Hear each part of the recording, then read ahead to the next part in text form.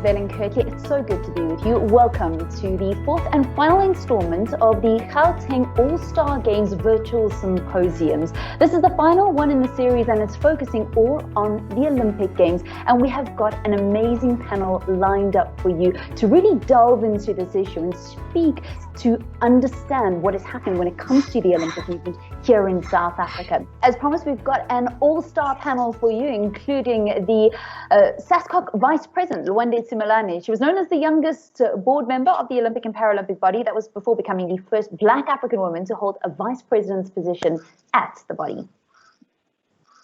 Hello. Yuli Soilumka, Director of Madiba Sports since 2015, former National Academies Manager at SASCOC, still involved in high performance at SASCOC, joining us from Gqeberha. Hello.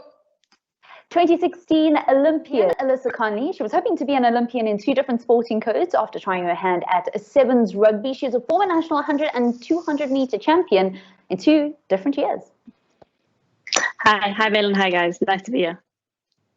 And South African gymnast Caitlin Ruskrons from Johannesburg. She'll be the first female gymnast to represent her country at the Olympics since Beijing 2008 and first from artistic gymnastics since 2004. She's also the first gymnast of color for South Africa to go to the Games.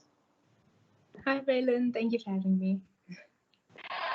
I did promise you an all-star lineup, and if you want to be speaking about the future of the Olympic movement in South Africa and where South Africa stands when it comes to the Olympic Games, you couldn't have put together a better panel, which is exactly what we've done for you here with the Gauteng All-Star Games Symposium.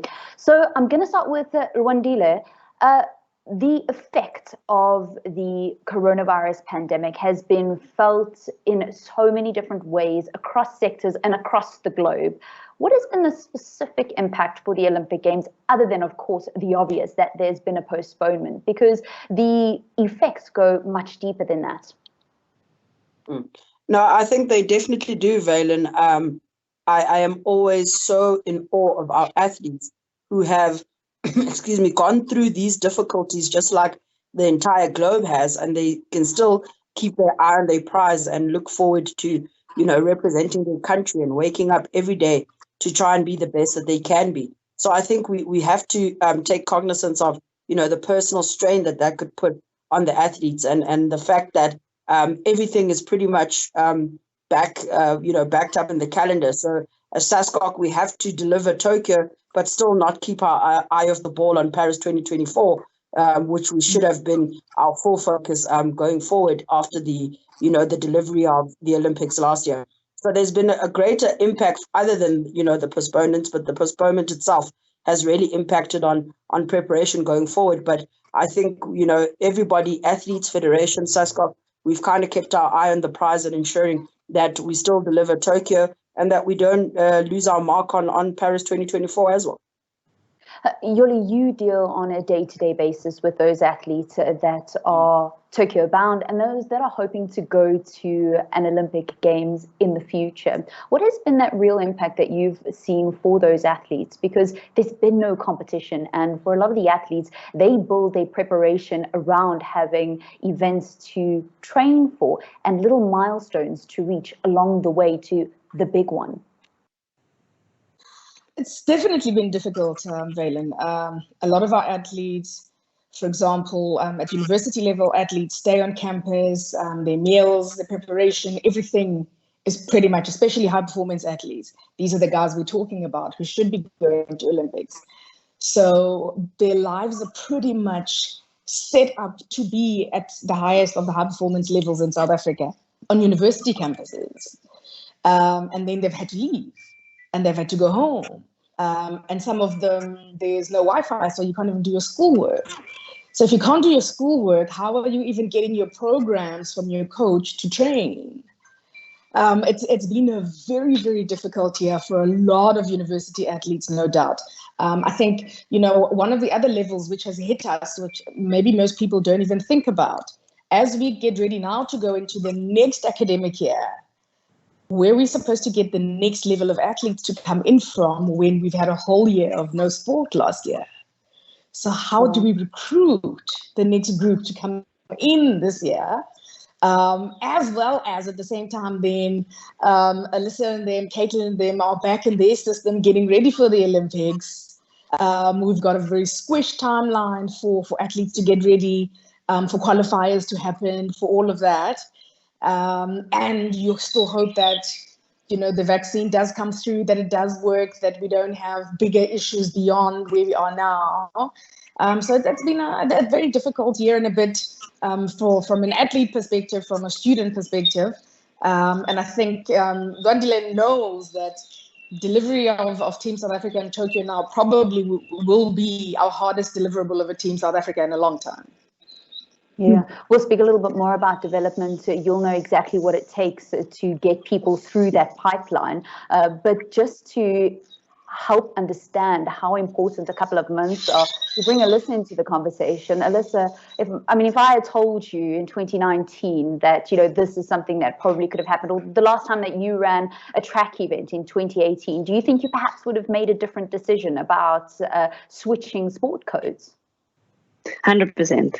Definitely. I think, the whole COVID thing, the whole cancelling of various sporting codes and championships, etc., has definitely affected my sporting career, on a huge level. I think that making the switch from track and field to athletics at that pinnacle point of my career, and now not being an athlete, basically, because of Corona and because of COVID and the results that it has had on rugby and the rugby system, I definitely would have stayed in track and field. Yeah. Caitlin, there was a beautiful video that one of the South African companies did on the day that you would have done your bar routine, and you did your Olympic bar routine on the 2nd of August last year. It was incredibly dramatic because it was silent and all you could hear were your hands and the fans in the venue, and we got to actually see what your Olympic routine was. But for you, how have you dealt with the postponement of the Olympic Games? The postponement has definitely, I think, been a shock to everyone's system, definitely to us as athletes. Where personally, I can definitely say for me, I was supposed to go to the Olympic Games last year. I was supposed to make my debut at the Olympic Games, not only for me, but for my club, for my country, for gymnastics, for people of color. It would have been such, I think, a historical moment that I was looking so forward to, and something that I'd worked towards my whole life, and suddenly it had to change. But we were put obviously in the lockdown, and I hadn't trained for about, I think, 3.5 months, which was the longest I'd ever not trained in my entire gymnastics career, and that is 12 years, which was definitely, I think, my hardest mental challenge that I had to overcome. Coming back after 3.5 months was really hard, but we did it, and by the end of 2020 last year, we were basically competition ready. It took us about 6 months, which was long, but we were ready to compete. And we had a bit of a preparation competition at the end of last year just to get us ready for this year, because my thing was that, yes, the Olympics had been postponed, but the goal didn't change. It was still to go to the Olympic Games, to get there healthy, to compete at my absolute optimum level. And that's what I've been working for. So this year we came in full force and ready to compete. And are you going to be ready? I definitely will be. I believe I will be. I'm on track. I have my first competition in 4 weeks, just under 4 weeks. It's the trials for the World Championships just after the Olympic Games, which I'm really excited about, but also I think really nervous. It'll be my first time competing on, quite seriously again since last year, just before Corona, which is really stressful to get back into, the swing of things. But I think it's also really exciting to know that it's one step closer to getting to the Olympic Games. Wendy, Yoli raised a really interesting point, and that is how sport is going to deal with this massive disruption in what is the development pipeline of sports in South Africa. How have SASCOC created a plan or a blueprint to deal with that? Because as you mentioned, the impact that is felt because of the coronavirus and because of the coronavirus restrictions, it's not just obviously the immediate postponement, but there's also other things along the way, being the Commonwealth Games in 2022, as well as the next Olympic Games. How are you going to ensure that that pipeline remains solid? I think, the best gift, we always say nowadays that the best gift we can actually give an athlete is a solid and well-supported national federation, which is where which is the crux and the home of an athlete, and that's where the developmental processes come from.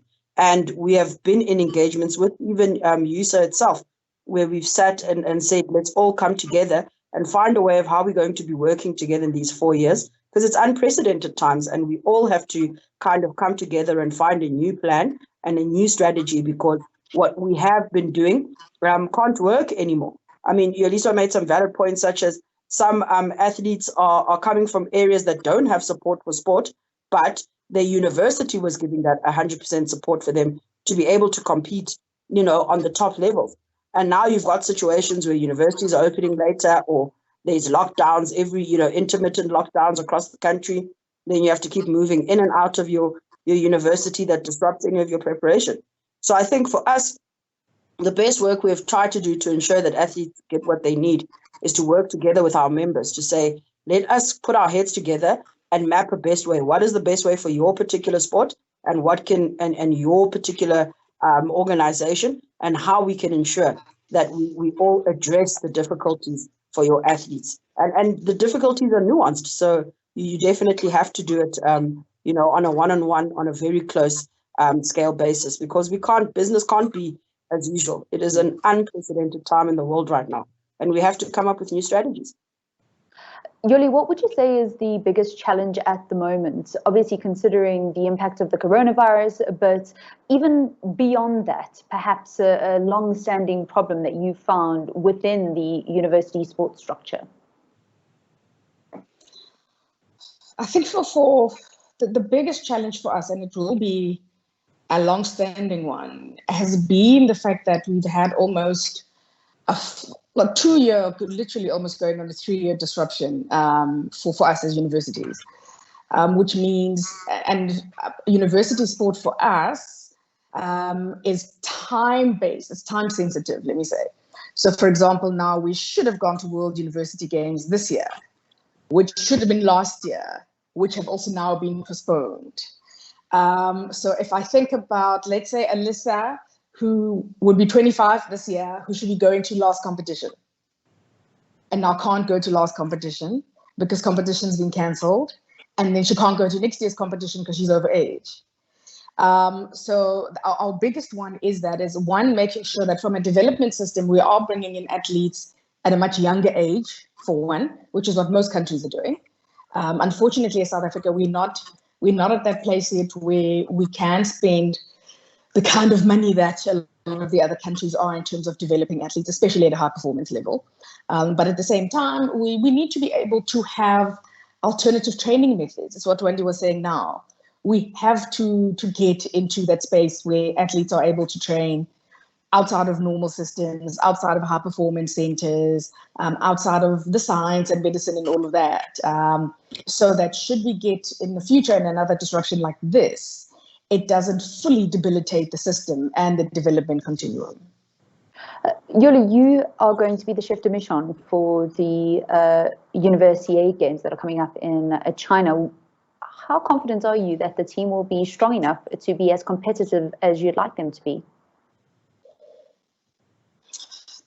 Very good question.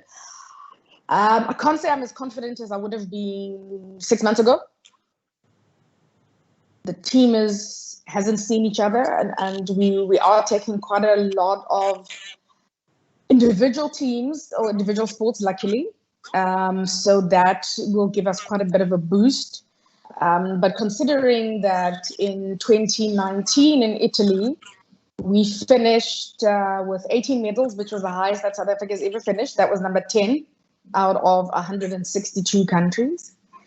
So our goal for this game was to finish definitely higher than 10 and possibly at a minimum of 21 medals. But having had now the huge disruption that we've had, if Minister asked me now, am I still going to deliver 21 medals? I'd have to and ah a little bit. I don't think I can say for certain that we are on the track that we were on. But I think in our case, we had a meeting with the other countries, I think 2 weeks ago. So it looks like we are on track to actually postpone the Universiade to next year, August, which will give us an additional year to get ready again. And you're obviously in favor of that. South Africa is in favor of that. Alyssa, you sit in such a unique position because you have been representing South Africa at the highest level when it comes to track and field, but then you've also been within the national system for rugby sevens. So if people want to understand what high performance is like in two different sporting codes and perhaps use best practice from two different sporting codes, you would be the person to come and talk to. How different were they really? And what lessons could maybe rugby learn and what lessons could track and field learn? Extremely different, Bailey. I mean, going from an individual setup to a team setup, even though as an individual athlete, you still really rely on your coach, your physio, your medical team, your university team, whichever club you're representing, you rely on your team holistically, because you're only as good as your team. But having to then go into a team system and having to train with girls on, different levels, girls that come from different cultural backgrounds, different provinces, there's always a language barrier, there's always a cultural barrier, there's always a goal barrier, and there was a lot of pressure on the sevens team and the sevens structure. Obviously, we weren't on the World Series and we had to recruit people from different sporting codes, hence I joined the system. And, we had to train really hard. I think that it was the toughest year of my life, if I have to be honest. I trained really hard. And, it went from an 8 to 5 job where you'd wake up and you'd literally train from 8 o'clock in the morning to 5 o'clock in the afternoon, compared to track and field where you're more in control of your schedule. You can train at any time of the day, depending on what you and your coach decide. And even though track and field is extremely demanding, it's not easy at all. I think rugby, taught me various skills, how to work with a team, how to work with different personalities, how to learn different skills. And it's very unfortunate that we never got the opportunity to play the World Series qualifiers, because I think that was probably our strongest team that South Africa could have put on at that championship and at that level. And I think that we would have really shocked the world, coming from the women's sevens rugby team, which people don't really have faith in, and people don't really see women playing rugby, or they don't have a space for women to play rugby within the continent as yet. So I think that it's very disappointing that we never got that opportunity. But yeah, it's crazy times right now. And I think that the best thing that we can hold on to is the fact that as athletes, we don't do this just to make money or for time to pass by, but it's for our purpose, it's our passion, So if we're going to want to make Olympics, if we're going to want to make the university championships, if we're going to want to win medals, we're going to always work hard. Doesn't matter what the circumstances are. So I think that's something that we can hold on to. I was asking about the development pipeline and, high performance developments. If there was one thing that you wished you had come across, or you wish was in the system when you were a youngster, maybe 18, 19 years old, what would it have been? Mentorship, definitely. As a young athlete, I never ever had mentorship. I obviously came from Model C school, so I was never in the private schools, and I never ran or never had exposure to best coaches and best practices. Everything I just had to figure out myself, or ask family members or ask around. Tried to reach out to a lot of professional athletes, senior athletes, to me when I was a youngster, about 13, 14, and they weren't very open. Even try to get mentorship from various federations and organizations, because I think when I was a youngster, running at the age of 12 in Australia, running a time of 12.05 on the 100 meters, that's talent. That is pure natural talent. And I would have expected someone to mentor me, someone to guide me, someone to help develop me, because I feel like if I just had that mentorship, if I had that guidance, if I had that support and development, I would have been running world qualification, world standard times right now. I would have been running under 11 seconds easily. But because I had to figure everything out myself, and I had to ask around and, just try and put pieces of the puzzle together to become this Olympic athlete without anybody really mentoring me and actually realizing my talent. I definitely think mentorship is a huge component that's missing. And I know that you've been quite critical of the national athletics body as well. Mm-hmm. Yeah, definitely. I think that, there's never transparency. I think, they definitely notice you, but don't develop you. They don't work with you. They don't try and uplift or groom your talent. Which I know it's very hard for federations, to work with hundreds of athletes and to meet quota, to meet various demands. I understand all of that, but I do feel like if we streamline development, that there is a way to move forward from this. I know that Yolisa made reference to it, that we don't have the money, to put into various development systems from a young age, being high school. But I don't always think it's about the finances. Yes, finances can build amazing, beautiful structures, but I think that especially like an individual sport like athletics, literally, I don't think it would have cost much just to give me mentorship. I don't think it would have cost much to give me guidance and to help me plan my future from being a female athlete or a young girl at the age of 12, winning a gold medal at the specific school games.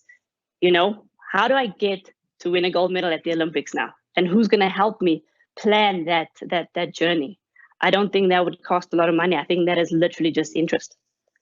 Okay, so Alyssa, you're actually speaking to the right people. Not me, Yeah. but Lwandi is in our conversation, so we'll get to her. I just want to quickly focus in on Caitlin, because Caitlin, you qualified outright at the World Championships to be a part of the Olympic Games, not using the African birth, and that's something that you can be extremely proud of. But can you help other people understand what that actually means? Because some people, there are different requirements for different sporting codes, and perhaps people don't really understand just how difficult it is as an artistic gymnast to be able to do what you've done. Yeah, so what that means, what my qualifying at the World Championships, was that at the World Championships, on the qualification day, if a country goes to the World Championships as a team, then they can try and qualify as a team. But because we weren't eligible due to, I think, previous competitions not also going as a team, not having enough gymnasts, we didn't go to the World Championships as a team, and therefore we could only qualify a single individual at the World Championships. That individual had to be ranked within a specific number of people. So there was the first people that qualified with the team, and then after that there were, I think, about 20 spots for the next few ranked people, and I qualified within that spot. So I think I came second or third in that, I think, 20 that was allowed to qualify, and that's how I got the World Championship qualification. But I think it's a difficult one because my teammate Naveen, she actually came a 10th of a mark behind me. She was right behind me, and even though she was still also in that, those 20 people, she didn't qualify because it's one per country. So her next qualification will then be at the African Championships, where she is then eligible for the African birth qualification, which is the top 2 in Africa. So, and it also has to be one per country. So she is trying to go for that spot, and hopefully if she can get that spot, or anyone else from South Africa, it will be, I think, yet again another historical moment for Gymnastics South Africa, then qualifying 2 people to the Tokyo 2021 Olympic Games. Caitlin, you've got an amazing story. You come from a sporty family. Your dad played football. Your older brother practiced cricket and field hockey. But you also had tragedy affect your family, losing your dad at 8 years old. And you had a number of injury setbacks, one of which meant that you couldn't go to the Commonwealth Games in 2018. And then you just had this most amazing 2019 season, which you've carried on and now qualified for the Olympic Games. Can you tell us what you think, or what has been the key for you to realize your Olympic dream? For me, I think it was, like you said, I believe my story was quite hard, and I had quite a difficult journey.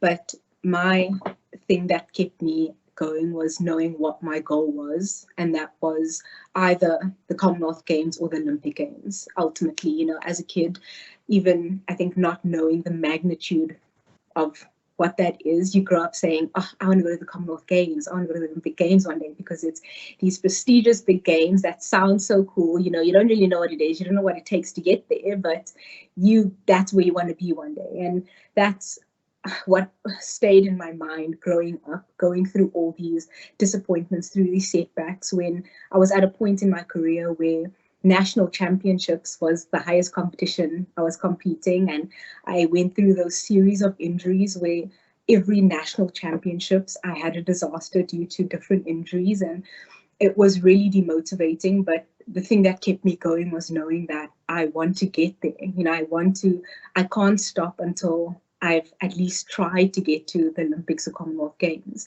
And I had a really good year in 2016, and then 2017 came, and I had again a disastrous year where I had to go for knee surgery, quite a major operation, because obviously a huge injury again. And that then cost me the Commonwealth Games at the beginning of 2018, which for me was, I think, really heart-shattering after all the setbacks I had already had. And then, you know, I went into 2018 feeling like, oh, I'm recovering from my knee injury, you know, this is going to be mine. And then I get told that, you know, I was not medically fit and that they weren't going to send me, even though I had actually already at the beginning of 2017 achieved one of the Commonwealth criteria in qualifying.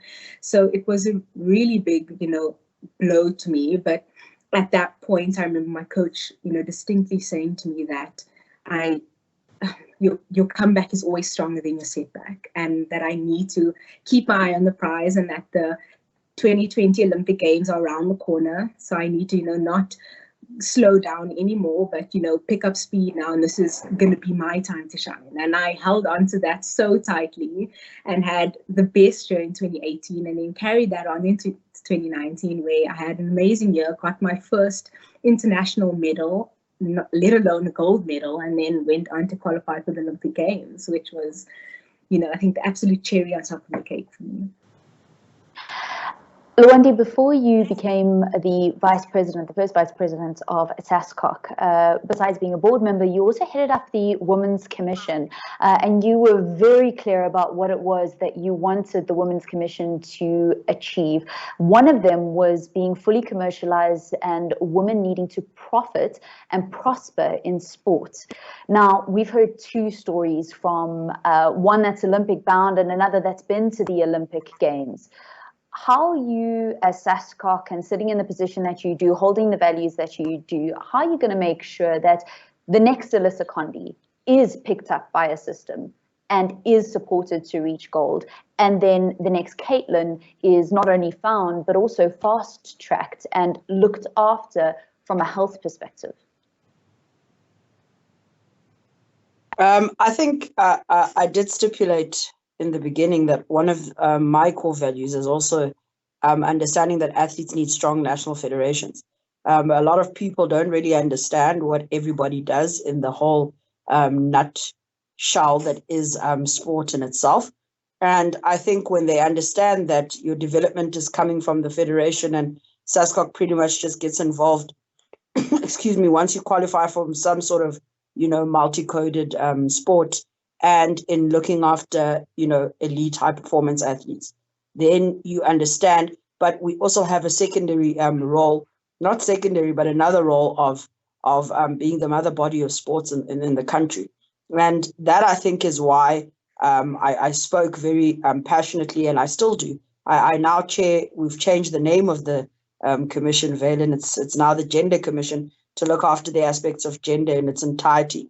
And we've put together a solid group of ladies and gentlemen who will be ensuring that we drive some of our strategies forward. We've got a very vibrant young lady named Ngobile Gama, who is going to be assisting us in putting together a commercialization strategy for women in sport, but for the Gender Commission in itself. And it has to be driven. That strategy has to assist federations themselves to understand how they can go about, you know, addressing some of the gender-specific marketing, you know, needs or commercial needs that athletes would have. And I think for us, that is the directive. And at first, I mean, the strategy doesn't even exist. A lot of federations are not ensuring that their sponsorship and marketing is gender specific or is gender sensitive even. There are far different needs and requirements that women athletes have opposed to male athletes. I mean, we have different equipment requirements because our anatomy is different, and stuff like that. So a lot of the times you'll find a federation providing equipment that is specific just to the men and not understanding that there's different equipment requirements for women. So those are the types of strategies that we're trying to drive, but also how we can tap into CSI funding that needs to direct in raising the girl child. I mean, the girl child is a national priority, and it is always shocking for me that sports federations and sports as a country has not picked up on the fact that you can actually do a lot with any program that you're running around raising and developing the girl child, because it's nationally imperative in the CSI space of the country. So just if you want to help us understand that onion, you called it a nut, you used the analogy of a nut of sport in South Africa. We've got the development, we've got the national federations, and then from there you'll go up, and as part of that you'll have university sports, and then thereafter you'll get SASCOC as the mother body of sport in South Africa. But if you have all these challenges around development, then where's the problem at? Or where's the challenge at? I think the challenge is at a federation level, and we don't reach SASCOC without being part of a federation. I'm the vice president of a federation, so I understand very much the responsibilities of a federation. And I think it's easier for us when SASCOC gets blasted a bit in the media for us to also dispel our responsibility as federations in what we're supposed to be doing for athletes. Like I say, an athlete arrives at SASCOC when you have reached an elite or a high performance, what we call a high performance level. And a high performance level is an athlete who's competing, internationally. And that is a thing that I think we need to understand. And an athlete from 7 years old, if I can say, and provincial level and national level, that is the federation's responsibility. But I don't like a SASCOC that will want to pass any buck either. It is also our responsibility to assist the federation in delivering its aspects, and whatever assistance they request and how to be a better federation for their athletes is assistance we should be prepared to provide. That's something that's very important, because you actually want your national federations to have a certain standard that all of them maintain. And that's something that is not happening. Is that a matter of urgency for SASCOC? That is a matter of urgency for us. We've just constituted our membership and stakeholder commission, which will be doing a lot of monitoring and evaluation. It's not lip service for us to say the best thing we can do for the athlete is to ensure that the federation is strong. The federation is strong, then the development of the athlete will be strong. And by the time, and that benefits all of us, because then the throughput into the high performance realm is great for us as well as SASCOC, and we'll be, in the place to be sending way more medal hopefuls to these, multi-coded games. So it has to be a joint responsibility for all of us, and we are not running away from it. The days of running, it's not for, we'll leave that to Alyssa and them to continue the running, but we're not going to be running away from any of that responsibility. So we've put together our commissions, and our commissions are doing its best to ensure that we're trying to address every aspect from the grassroots. We know the grassroots isn't our responsibility, but the athlete and the federation is, and therefore we need to provide whatever assistance we can. So the Tokyo Olympic Games, which are due to get underway from the 23rd of July through to the 8th of August in Japan, will feature 339 different events, 33 different sports. There's also 5 new sporting codes that have been put into the program. But the thing about the Olympic Games, they're absolutely amazing, because you get to often see sports at the highest level in codes that you don't often get to see on television. Now, this is great if you're a viewer because it gives you this once in a lifetime or once in every 4-year opportunity, but it's not so great when you're actually wanting to develop sports people to actually perform at the highest levels in those sports codes that don't often get limelight, you know, in the 4 years preceding an Olympic Games.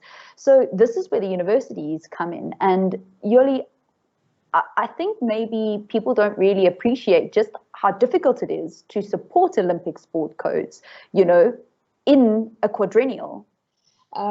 This is where that importance that Randila was talking about in terms of systems working together. Normally, the World Student Games will happen the year before the Olympics. So just think about the bigger picture in that, because it means 90%, hopefully, of the athlete that will go to the next Olympics, so if you're looking at Tokyo now, would have had time to test themselves at World Student Games 2023. So the picture there becomes, you don't actually have to think too hard about it. It makes the most sense that the systems have to work together. So just as we as a university have to work with schools, because that's where the talent comes from, schools first to universities, universities to federations, then to represent Team South Africa. So that a lot of our systems have to be conjoined and work together and support each other. That's the only way we're going to be able to make sure that our development is in place and that our teams manage to get to World Student Games, to Worlds individuals, to Commonwealth Games, to the Olympics. And I mean, to take, I mean, I commend SASCOC, to take 300 people to the Olympics is very, yeah, I wish you luck with that number. It's a lot. Yoli, you've got a very strong karate program when it was running at Madiba's. And the thing about the Olympic Games, karate is one of those new sporting codes that has been introduced into the program that we'll get to see in Tokyo. But how difficult is it? I mean, just in your locus of control to provide athletes that have different sporting interests in two very different codes or in a multitude of different codes to provide them with the best preparation to be able to perform internationally? It is extremely difficult, Valen, especially when you move in from the larger, very well-known codes, rugby, swimming, and you start to move now to smaller codes, karate, chess, judo. What is the one that we're taking this? Oh, we decided not to take this year. But it does become a little bit, it shakes the system up because a lot of South Africans are used to what they're used to. So it literally is. It's rugby, it's football, it's netball, it's swimming.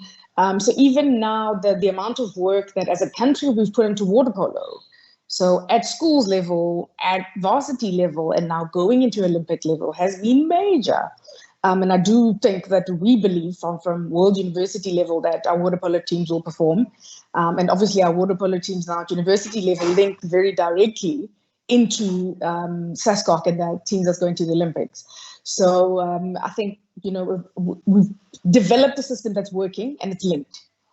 And I think, again, as South Africans, we need to look at that point where, because we're such a sport-mad country, we have to look at the 72 sport codes that are listed under, I nearly said SR, sport, arts and culture.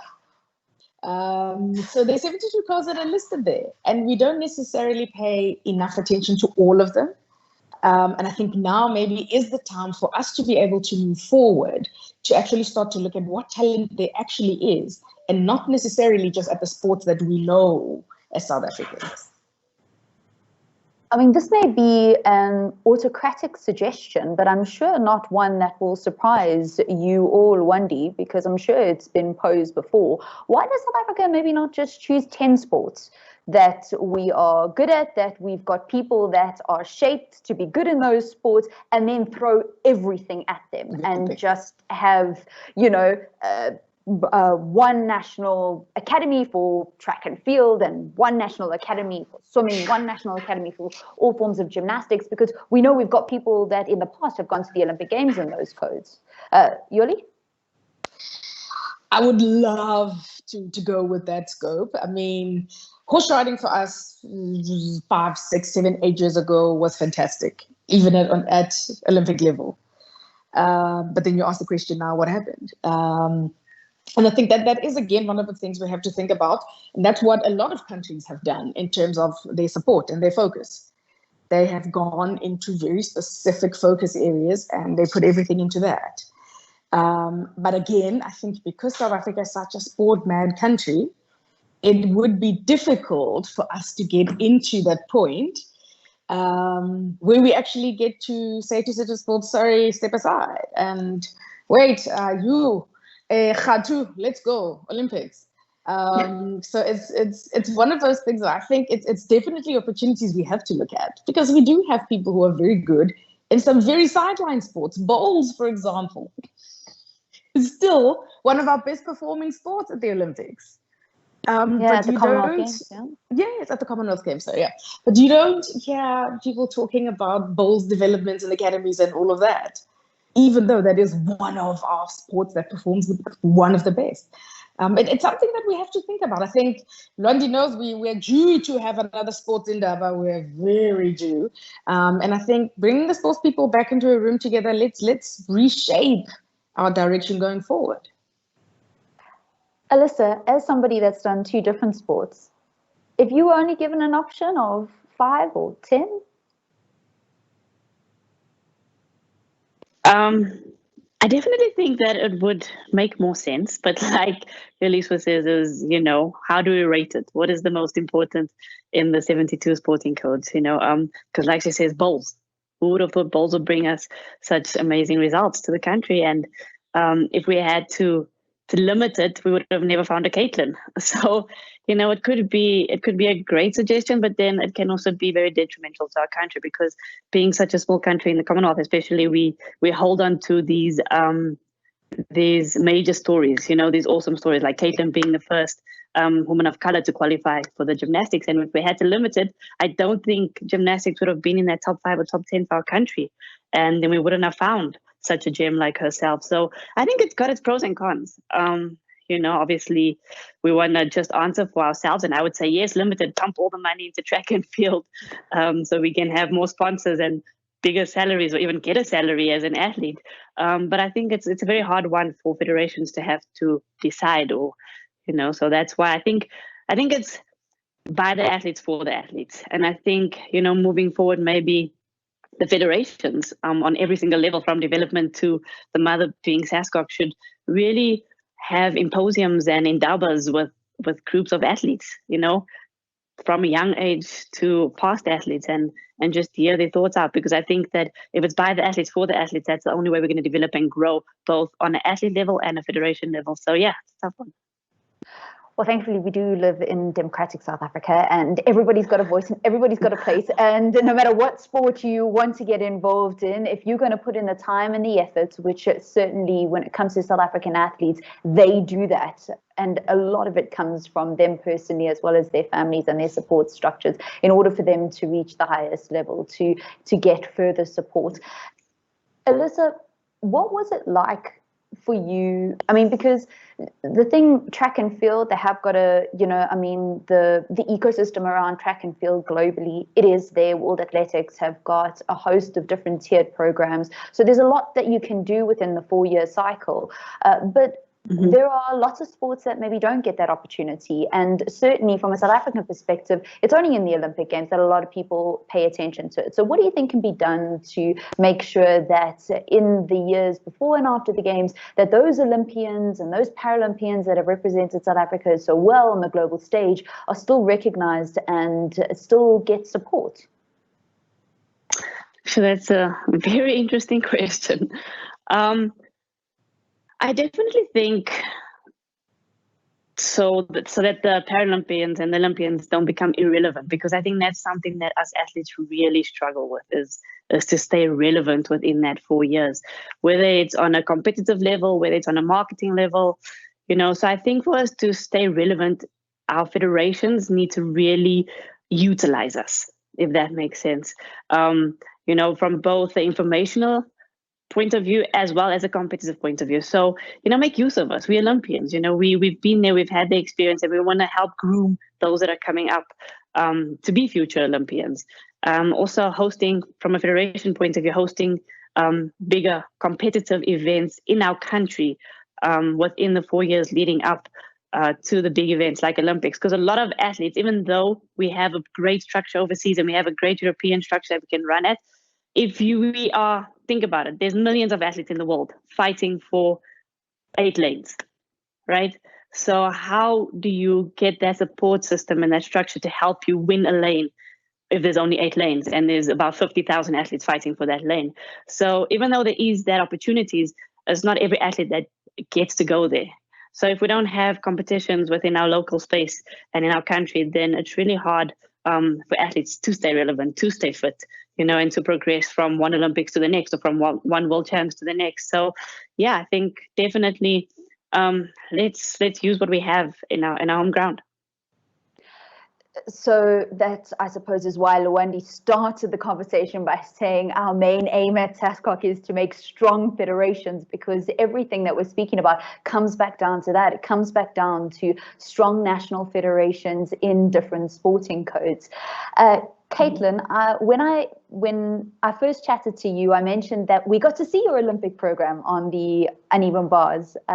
There was a beautiful video where we got to see your routine, and you did a half twist dismount between the lower bar and the higher bar. Is that called a seat?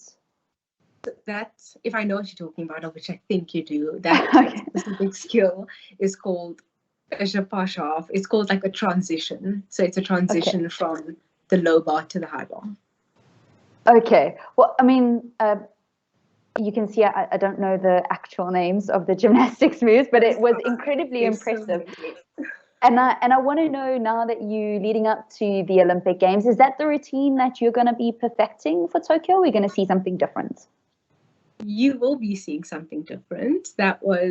So for the past few years that I've been perfecting that routine. I think I've competed it since the 2018 World Championships already, and I've gotten quite consistent on it. I don't think I've had one competition where I actually fell with that routine. So what we decided to do, especially when the first thing we did when we came back from lockdown in that period, was learn a lot of new skills, tried different things, tried different combinations, things that fit with your routine, to try and see where you could potentially add some upgrades without changing your bar routine too much, because your bar routine, this is the bar routine I've been doing for so long, and it has a rhythm to it. So you don't want to completely change it and completely change the rhythm, because then it's something completely different that you have to get used to. And I mean, we had about a year to get ready for the Tokyo 2021 Olympic Games, which sounds a lot, but it really isn't if you look at it, in preparation terms. So we made only minor changes, but I did upgrade it a slight bit and upgraded my difficulty score, which will definitely help me. And it's really exciting for me as a specialist on bar, which bar is my favorite apparatus and the apparatus that I'm the best at, to go to the Olympic Games with a routine that I feel is very competitive and really high up there, and to know that I can finally, I want to say, be competing, with the big dogs. We're going to ask you what you feel your medal prospects are, but I'm going to keep that right until the end. We've spoken a lot about development and about federations supporting their athletes. For you, you've been with the Johannesburg Gymnastics Center and Ilse, your coach, Ilse Pelzer, for many, many years. I mean, what was development like for you, and what was the support that you found along the way in your specific sport? Yeah, so I have been with Ilse Pelzer with Johannesburg Gymnastics Center, also known as JGC, for majority of my career, since I think I was about 8 years old. So, and the support at specifically the Johannesburg Gymnastics Center was amazing. It's what we have there is, yes, we go there to do gymnastics and because we love it, but it became more like a family. We started competing, and it wasn't just for yourself. It felt like it was for your club and for others. But the support that Johannesburg Gymnastics Center gave us as I mean, personally, I'm speaking, I grew up with just a single-handed mother, and we had our financial support was very limited. And through the Johannesburg Gymnastics Centre, we did a lot of fundraising as a club. As JGC, we did a lot of fundraising year in and year out to help us get the money to be able to travel, to get that international experience, to be able to get me where I am today. So the support that we got from our club was amazing, and it was, you know, very helpful, as well as with our federation. Our federation started stepping in a lot more when we transferred into the Olympic levels, junior and senior Olympic level, and that's when the federation started also stepping in and helping with travel costs and accommodation costs and all of our health costs, you know, your transport. The federation really started helping with that. So I do believe that our support growing up within our development was really good. Rwanda, as we start to wrap up the conversation, with everything that we've discussed and the issues that have been raised, what needs to be done to ensure that women continue to thrive in Olympic sports and to make sure that they're supported all the way through their careers and not just within the 12 months of the Games? Oh, one word: money. You know, it's really that easy. I think we need to fund these programs, and I think we need to make women excuse me, we need to make women athletes 100% sustainable, so that they can focus on being an athlete and being good at what they're good at. So I think that's the first thing. We need to find proper commercial strategies, and we need to find strategies to make the country and the world understand, you know, how professional a woman athlete is, because it's not just fun and games. You know, Caitlin isn't jumping around on bars for fun and games. I mean, it's, you know, it's work. It's something she's worked at. It's a professional thing. It's a solid thing, and I think that needs to be appreciated in itself. And there's a lot of unlearning and relearning that we have to do for as society as a whole. And I think that's what I think has to happen. Whose responsibility is it, or where do we even start? Sure, we just have to start at exposure. We just have to start at celebrating, good, strong performances. It's so difficult to watch, a country not realize that your netball team is in the semifinals of a World Cup, places where a lot of your male teams have never sniffed. So it is a particular rechange of the cultures of the country in itself. And sometimes the only way you can change something is to just shove it in people's faces and make them understand that these things are happening. Women athletes are really bringing a lot of pride and joy to the country. Yoli, coming from your background, what are the two things that you think can be done to make sure that women thrive in Olympic sports? I think the one thing we've always fought about was equity, and we continue to fight for that. It's way late in our time for us to still be fighting for that.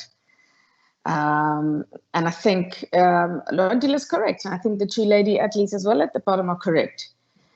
We work, I think, probably 3 times or 4 times as hard as female athletes, but you don't see the rewards. And all you need to see is to just get that tiny reward and see how much bigger the scope and the level of development of our females will be. Alyssa, I read a comment of yours that said that you were quite surprised at one of the impacts of switching sport codes was the lack of sponsorship and support for women's rugby that, track and field athletes got a lot more of, and you seem to be quite surprised at that. Yeah, definitely. So obviously being a track athlete, there was definitely more exposure to various, big brands and, to represent big brands. And as soon as I made that switch and that transition, I think for a very good reason, to be the first female athlete of color as well, representing my country in 2 different sporting codes at the Olympics. I think that's a very good reason to support and back the decision for the transition. But as soon as I made the transition, I literally lost every single sponsor. And I had to go and, handle this decision that I made by myself. And I had to literally just figure it out and try and come up with reasons as to why sponsors should continue supporting me or sponsors should continue backing me. And as an athlete, that's not what you want to think about. You want to go into this new journey or this new challenge head on and just ready to train. But it wasn't the case. So if money is the answer, what was the big reason that you yourself felt you felt it more than anybody else? I mean, you've got real life experience in that space of having a host of sponsors and then losing them. But you're still a woman in sport in both instances. What was the reasoning? Literally because rugby is not really recognized in our country and in our space. It's not a marketable sport in our country, to be completely honest and upfront. And this is what the sponsors told me. They don't. Someone actually told me that they don't rank the women's Springbok team as an elite sport in our country, and that is a reason why a lot of the why I lost my sponsors and why a lot of the other athletes in the rugby team can't get sponsors, because it's ranked as an amateur sport in our country. Sure, and certainly something that SASCOC is going to have to try and figure out along with the national sporting federations as they try and get more money behind women's sport. But we're actually coming to the end of our virtual symposium, and I'm going to leave it up to Caitlin because I specifically did this. You are a couple of months away from pulling on the green and gold for South Africa in Tokyo, doing your routine that you've been perfecting over many, many months now. And what are your hopes for the Olympic Games? Yeah, so my biggest hopes for these Olympic Games is to get there injury-free. I think, as everyone knows, and whoever knows my story knows that is a big thing for me, as I've went through quite a lot of injuries. So my biggest thing is to firstly just get there injury-free so I can compete at my optimal and best level, as well as have a clean competition. We can, as artistic gymnasts, we can really hope for nothing more than that, to be able to go on each apparatus and do your best, have no falls, have a clean competition, and take it from there. So that is, and to enjoy it. So it's, I think, a really big and exciting experience. And as the first gymnast in a long time to go to the Olympic Games, I really believe I'm going to. Are you confident that the difficulty rating of your routine would earn you a medal? It's hard to say because, I mean, South African gymnasts haven't been at the Olympic Games for that long. So it's hard to really say where it is that we stand in the world. So for me personally, I would like to go to the Olympic Games, like I said, compete at my optimum level and then see where I am in the ranks, and then take it thereafter, where my next goal is obviously the Commonwealth Games and hopefully Paris 2024, where there I would like to see if I could, looking at where I placed at the Tokyo Olympics, better that at the Paris 2024.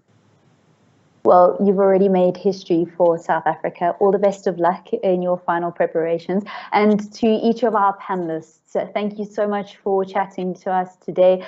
Wandile Similani, SASCOC Vice President, Julisse Walumka, the Director of Madiba's Sport, Caitlin Ruskrons, a South African artistic gymnast going to the Olympic Games in Tokyo, and then a 2016 Olympian, Alyssa Conley. Thank you so much to each and every single one of our panelists today. And thank you to the people that have been watching us. Remember, you can continue the conversation on social media at Gauteng SACR and at _All-Star Games on Twitter. Thank you to all of our viewers.